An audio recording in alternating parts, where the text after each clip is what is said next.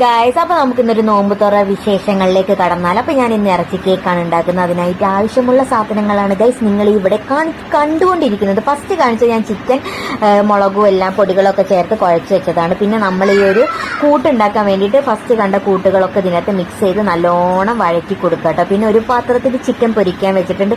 പൊരിച്ചിട്ടുണ്ടാക്കുന്നതാണ് guys super. അതിനൊരു നല്ല അടിപൊളിയാണ്. പിന്നെ കോഴിമുട്ടയൊക്കെ മിക്സ് ചെയ്ത് കാണിക്കാൻ മറന്നു. ഞാനിത് ചെറിയ സോസ് പാനിലാണ് ഉണ്ടാക്കിയ 4 കോഴിമുട്ടയും ഒരു 3/4 ഗ്ലാസ് പാലും എടുത്തിട്ടാണ് ഞാനിത് ഉണ്ടാക്കിയത്. എന്നിട്ട് നമ്മൾ ഉണ്ടാക്കി വെച്ച കൂട്ട് അതിൻ്റെ അകത്തായിട്ട് ഇട്ടിട്ട് വേണം ഒരു 45 മിനിറ്റ് മതിയാവും, 45-30 മിനിറ്റ് മതി. അതിനുള്ളിൽ ആയി കഴിഞ്ഞിട്ടുണ്ടാവും. അപ്പോൾ നല്ല അടിപൊളിയായിട്ട് കിട്ടിയിട്ടുണ്ട് കേട്ടോ ഗൈസ്, സൂപ്പറായിട്ട്. അപ്പോൾ നോമ്പ് തുറക്കാൻ വേണ്ടി നമ്മൾ കട്ട്ലേറ്റ് ഉണ്ടാക്കിയിട്ടുണ്ട്, ഫ്രൂട്ട്സൊക്കെ അരിഞ്ഞ് വെച്ചിട്ടുണ്ട്, വത്തക്ക വെള്ളം ഉണ്ട്, പിന്നെ നമ്മുടെ സർബത്ത് ഉണ്ട്. ഒക്കെ അടിപൊളിയാണ്, നല്ല ടേസ്റ്റ് ആയിരുന്നു. പിന്നെ നിങ്ങൾക്ക് ആ ടെക്സ്ചർ കാണുമ്പോൾ തന്നെ മനസ്സിലാവുന്നില്ലേ. അപ്പോൾ ഇത്രയേ ഉള്ളൂ. Bye bye.